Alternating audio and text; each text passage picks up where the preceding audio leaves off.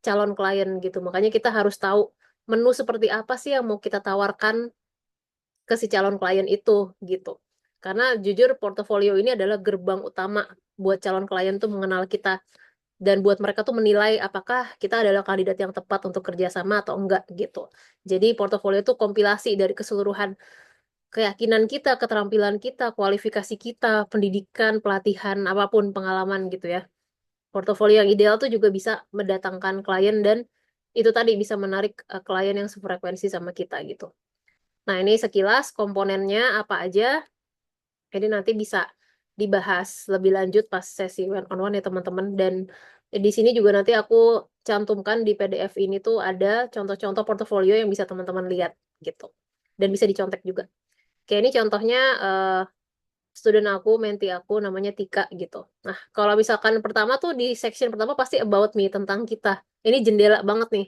Strukturnya nama, bio kita, value kita apa, dan kontak yang bisa dihubungi gitu. Jadi dia di sini nggak cuma sekadar menawarkan SMM, tapi apa sih value yang bisa dia tawarkan kepada si calon klien dia, which is small business owner gitu. Jadi dia udah jelas nih, dia memang target kliennya small business owner. Kayak aku juga waktu itu, oh target klienku UMKM gitu. Karena supaya lebih jelas, lebih tertarget, dan nantinya kita juga mau bikin konten atau apa-apa tuh lebih mudah karena udah tahu kita tuh mau masuk pasar yang mana gitu.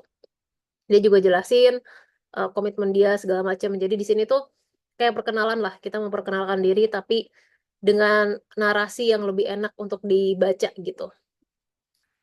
Terus biasanya masuk ke daftar servis yang bisa kita tawarkan. Ini contoh aja, ada beberapa servis yang bisa ditawarkan. Sama kayak tadi yang udah kita buat, servis-servis yang pernah ataupun sering kita lakukan. Terus contoh pengalaman kerja atau project yang pernah dilakukan. Ini salah satu student aku juga yang punya pengalaman itu di IO. Jadi dia seneng banget untuk kayak bikin-bikin acara, ngatur-ngatur acara segala macam. Which is tadinya tuh informal kayak pesta ulang tahun temennya gitu. Terus tadinya sempat nanya, bisa nggak sih itu ditaruh di portofolio? Aku bilang bisa banget karena klien juga tetap butuh service event organizer ataupun event planning gitu ya, secara virtual juga gitu. Jadi nggak apa-apa.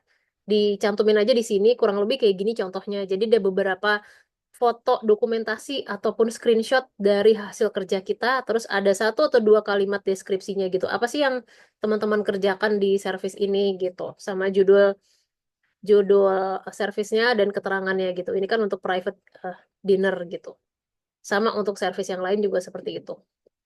Nah, ini testimoni. Ini dari editor aku, Mas Aris. Aku sempat kerja sama sama dia. Dia udah keluar dari Gatra, terus dia bikin obat digital. Dan aku justru lama banget di sini. Di Gatranya aku cuma 6 bulan, di sini di obat digital aku 2 tahun. Karena bisa remote itu tadi. Jadi sebenarnya penting banget untuk tahu ritme kerja itu tadi. Cocoknya teman-teman tuh di mana gitu. Nah, di sini kita penting untuk punya testimoni minimal 2 lah, 2 sampai 3 testimoni, nggak perlu banyak-banyak dari rekan kerja ataupun atasan kita di tempat pekerjaan sebelumnya gitu. Tujuannya supaya calon klien yang ngelihat portofolio teman-teman itu tahu kredibilitas dan etos kerja teman-teman tuh seperti apa gitu. Jadi dapat gambaran, oh ternyata si Dewi ini waktu kerja kayak gini ya gitu. Orangnya bla bla bla bla gitu. Jadi apa namanya? Bisa dapat gambaran, dan aku pun sebagai klien kalau misalkan aku ngeliat testimoni kayak gini, oke, lebih dapat nilai lebih, poin plus gitu kan, dibandingkan kalau misalkan portofolionya nggak ada testimoninya kayak gitu. Kemudian ditutup dengan call to action, kontak ini punya kayak ya Instagram apa, LinkedIn apa, bikin form juga kalau misalkan emang iseng ya teman-teman. Work request form, emailnya apa, telegramnya apa kalau memang pengen gitu. Jadi balik lagi tadi, portofolio itu seperti buku menu yang menyajikan produk terbaik yang ingin kita tawarkan kepada calon klien. Nah, biasanya tuh portofolio aku selalu ngebaginya jadi dua. Kalau teman-teman nanya, aku selalu share dua, bikin dua aja. Yang satu portofolio umum, jadi A sampai Z yang bisa kita kerjain, gado-gado gitu ya. Yang kedua adalah portofolio yang khusus, kayak misalkan ada teman-teman yang mungkin pengen ngelamar apply di lowongan kerja yang spesifik, misalnya jadi digital marketer atau social media management misalnya. Ya udah, pekerjaan ataupun work samples yang dikumpulkan di portofolio itu khusus terkait dengan pekerjaan itu. Kayak pas aku waktu itu sempat ngelamar mau jadi project manager gitu ya. Ya udah, segala hal yang berhubungan dengan project management yang aku taruh. Yang lain-lainnya di luar itu nggak aku taruh lagi gitu. Jadi kita harus punya dua itu sih, yang spesifik dan yang umum portofolionya kayak gitu. Oke, terima kasih Kak Cindy sudah hadir.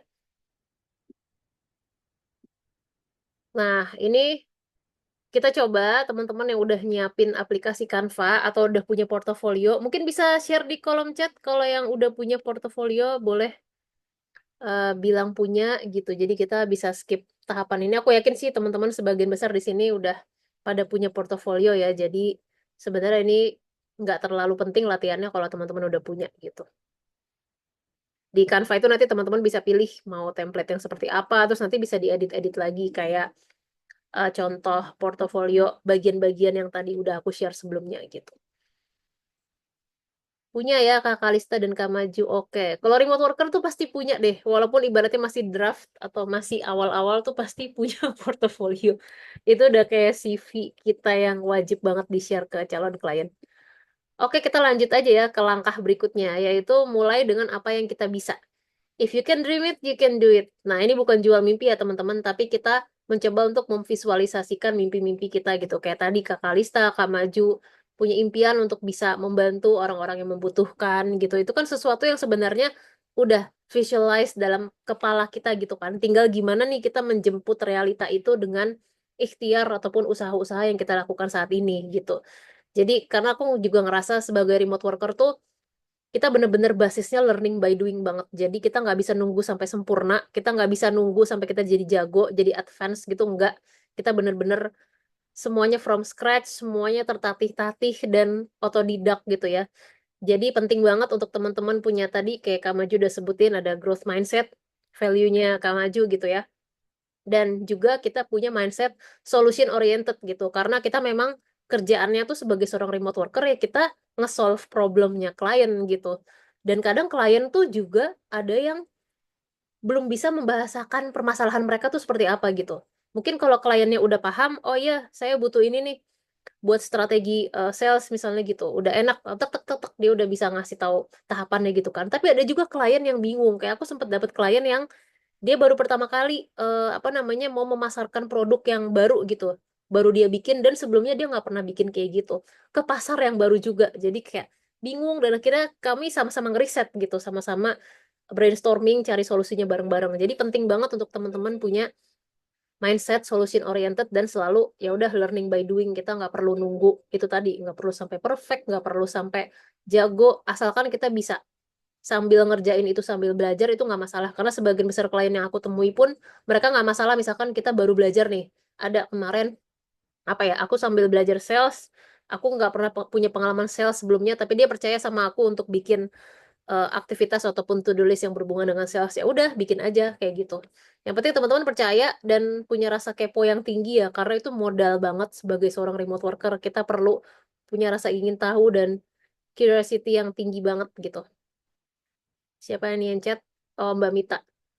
Kalau di LinkedIn bisa juga manfaatin feature profile section sebagai referensi portofolio kita juga. Ya, itu juga bisa di feature. Jadi teman-teman upload, terus nanti setelah di-upload itu nanti di feature, di pin. Jadi nanti siapapun yang ngelihat profilnya itu langsung ngelihat porto kita gitu.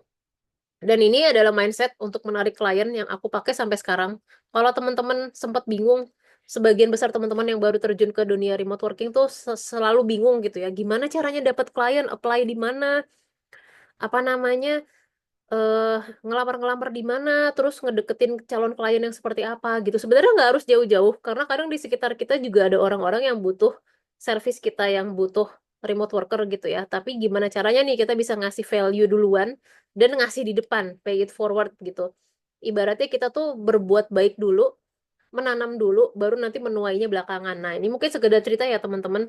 Aku tuh punya sahabat dari SD gitu ya. Dia tuh orang tuanya punya toko tanaman di pinggir jalan, toko tanaman biasa aja namanya Galeoflora gitu.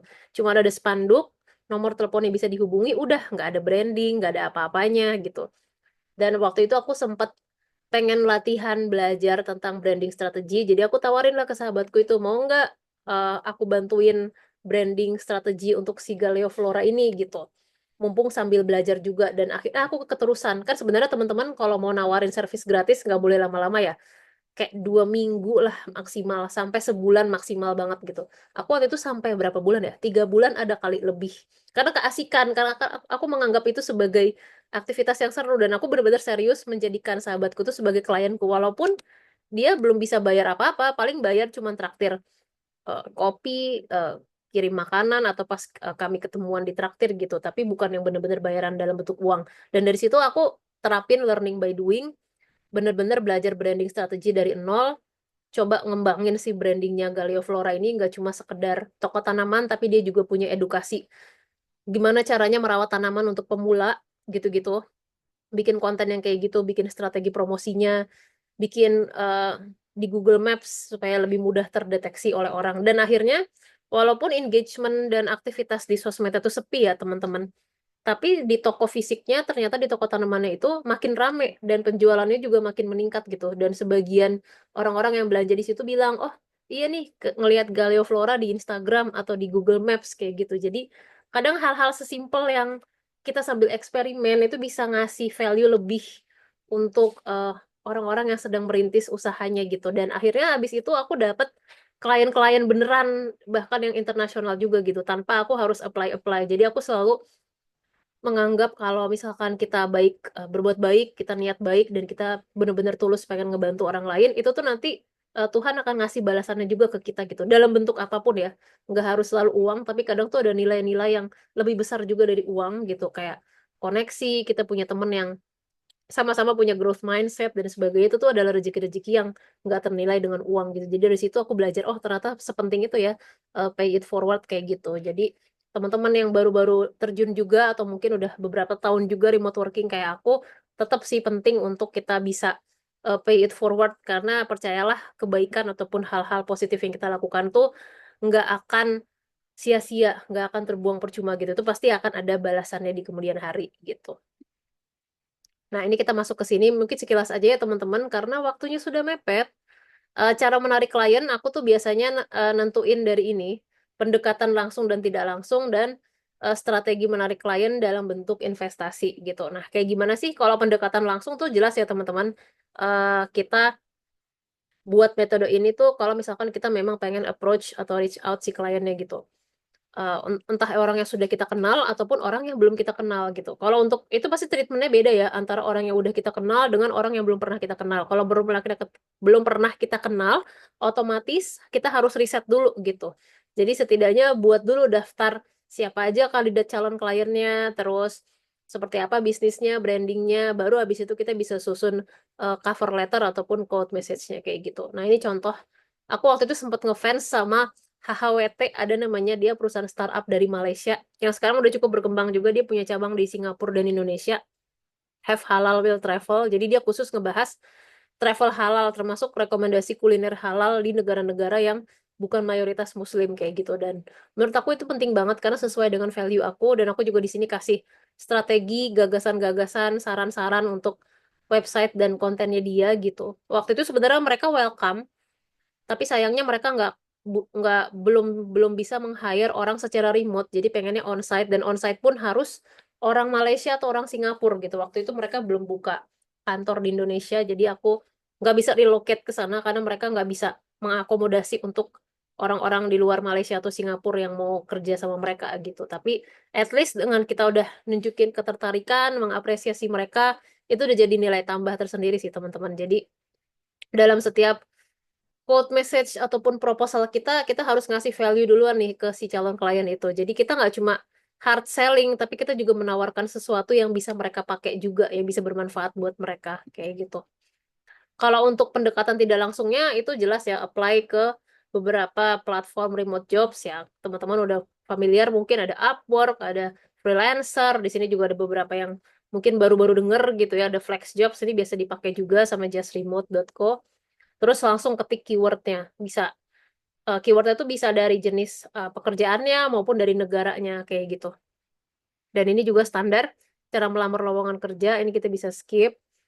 Dan metode investasi, aku selalu memetakan metode investasi ini jadi 4 tahapan gitu. Yang pertama konsistensi, yang kedua riset, yang ketiga kepercayaan, dan yang keempat itu adalah metode investasi dalam rangka berbagi. Kayak tadi berbagi itu masih kaitannya dengan pay it forward gitu. Konsistensi itu apa sih? Sama kayak tadi, kita apapun yang kita lakuin, personal branding, kita belajar skill baru, itu kan kita butuh konsistensi ya. Kalau misalkan kita nggak konsisten, kita nggak akan bisa mencapai tujuan gitu. Ibaratnya kayak orang olahraga, nggak bisa tuh cuma seminggu sekali.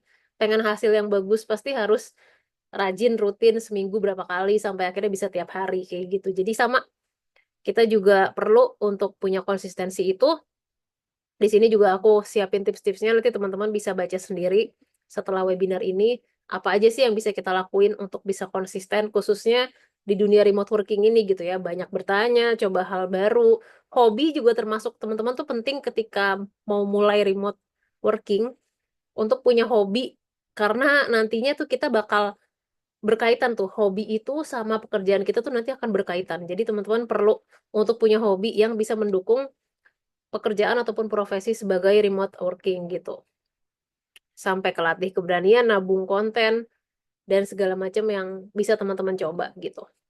Kemudian kita masuk ke riset. Kalau riset ini udah pasti penting ya teman-teman, karena kita sebagai remote worker balik lagi erat banget kaitannya dengan riset meriset. Jadi kayak nanti teman-teman bisa pakai Google Trend, website Google Trend, Google News, terus nanti dipetain informasinya tuh dikumpulin jadi satu, supaya nanti ketika kita mau nyari lagi tuh udah lebih rapih kayak gitu.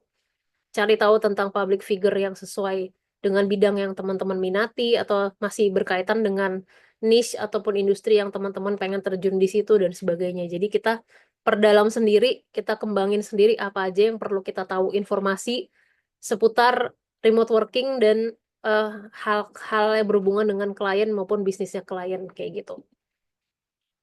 Ini juga sama contohnya pakai ChatGPT, terus diskusi lebih lanjut. Ini contoh waktu aku tuh nawarin beberapa opsi untuk calon klienku. Waktu itu masih calon klien ya, akhirnya bisa jadi klien juga. Gimana cara mempromosikan bukunya dia kayak gitu. Ini juga semuanya hasil riset, jadi apa namanya, butuh banget yang namanya riset atau cari-cari tahu gitu. Terus hasil berikutnya ada metode investasi dalam bentuk kepercayaan gitu. Ini penting banget karena kita perlu untuk bisa kredibel kan, untuk bisa dipercaya sama orang lain. Nah, itu gimana sih caranya gitu. Termasuk salah satunya ini nih, sambung silaturahmi. Jadi teman-teman di sini yang hadir, terima kasih banyak sekali lagi karena udah memilih untuk hadir pada malam hari ini, malam minggu ini. Meskipun mungkin sambil aktivitas lain gitu ya, tapi udah menyempatkan diri berarti kan kita udah sambil nyambung silaturahmi. Artinya kita udah menjalankan yang namanya metode investasi kepercayaan ini gitu. Kita hadir supaya orang lain bisa tahu kita dan lama-lama bisa percaya sama kita gitu. Terus berbagi, ini masih kaitannya sama dengan yang tadi, pay it forward gitu. Kita membantu pelaku usaha yang lagi butuh freelancer atau remote worker, terus berbagi pengalaman yang kita punya, terus gunakan waktu luang mungkin untuk volunteering dan sebagainya gitu. Jadi kita ngelakuin hal-hal yang bermanfaat setiap harinya. Nah, dari strategi menarik klien tadi, ini mungkin gak usah pakai waktu ya. Aku langsung lempar aja pertanyaannya ke teman-teman yang di sini. Dari strategi menarik klien yang tadi, mana yang sudah pernah teman-teman coba atau tertarik ingin mencoba karena belum pernah gitu. Nah, share di kolom chat boleh, nggak perlu open mic, bisa share di kolom chat. Kalau aku hampir semuanya udah pernah ya teman-teman. Reach out udah pernah, apply-apply di Upwork, di LinkedIn tentu saja sering. Terus dapat klien dari referral atau dari rekomendasi mulut ke mulut juga, terus klien yang datang langsung juga. Jadi literally semuanya udah pernah ngalamin gitu. Cuman kalau ditanya dari strategi menarik klien yang tadi, yang paling aku seneng itu balik lagi ke metode investasi konten sih, investasi di personal branding. Karena buat aku, kita nggak perlu ibaratnya terlalu banyak effort untuk nge-reach out orang. Kalau misalkan kita bisa nabung investasi untuk mempolish personal branding kita seperti apa, nanti orang akan datang dengan sendirinya gitu. Jadi buat aku, itu sih yang paling works dan paling menyenangkan buat aku, meskipun memang prosesnya tuh panjang banget gitu. Berbulan-bulan banget sampai akhirnya dari konten ataupun personal branding itu bisa mendatangkan klien kayak gitu. Oke, di kolom chat. Betul, Kak Kalista dari silaturahmi. Betul banget. Aku juga jujur waktu itu dapat klien tuh dari mentor aku. Mentor aku literally menyodorkan aku ke salah satu mentinya yang lain yang lagi bikin startup juga, dan waktu itu butuh graphic designer, jadi aku bantu bikin flyer gitu-gitu. Jadi sebenarnya apa ya? Penting banget sih silaturahmi itu karena kita nggak pernah tahu kan jalur rezeki kita dari mana gitu, dan biasanya itu tadi sesuai sesuai yang orang-orang bilang, kalau kita rajin silaturahmi, rezeki kita juga makin besar atau makin banyak lagi. Berarti makin deres lah kayak gitu. Oke, jadi kesimpulannya, ini udah masuk kesimpulan belum sih? Slide-nya ada 119 ya teman-teman, jadi nanti bisa dipelajari sendiri setelah ini, materi-materi yang selanjutnya. Progress not perfection, jadi kita nggak perlu untuk jadi sempurna, tapi kita perlu untuk mencicil berproses setiap harinya gitu. Ini quote yang menurut aku bagus banget dari Kurt McGee. Jadi fokus teman-teman tentu saja ini menyimpulkan ya teman-teman, fokus primernya tetap di skills dan experience, tingkatkan skill baru, sering mencoba hal baru supaya teman-teman dapat pengalaman baru. Jadi kalau working itu harus sering-sering nyoba hal-hal baru deh pokoknya karena kita benar-benar lagi di tahap explore dan kita juga perlu untuk tahu kira-kira kita bisa expert di mana dan bisa ngebantu klien tuh benar-benar di mana. Nah, sampai ketemu formula itu kita harus benar-benar explore apa aja kita coba gitu. Dan fokusnya setelah itu sekundernya adalah online presence. Jadi sisihkan waktu dan energi teman-teman setiap harinya untuk ningkatin online visibility-nya gitu, untuk ningkatin personal branding-nya. Sesimpel kayak terkoneksi dengan orang baru di LinkedIn atau posting story aktivitas hari ini, aktivitas webinar ini misalnya di-share di Instagram gitu. Satu story aja itu udah satu langkah signifikan untuk meningkatkan visibilitas teman-teman secara online gitu. Jadi jangan pernah meremehkan langkah kecil apapun yang kita lakuin karena itu tetap berarti baik bagi kita maupun bagi orang lain yang mungkin ngefollow kita atau akhirnya menemukan konten kita gitu. Jadi balik lagi di sini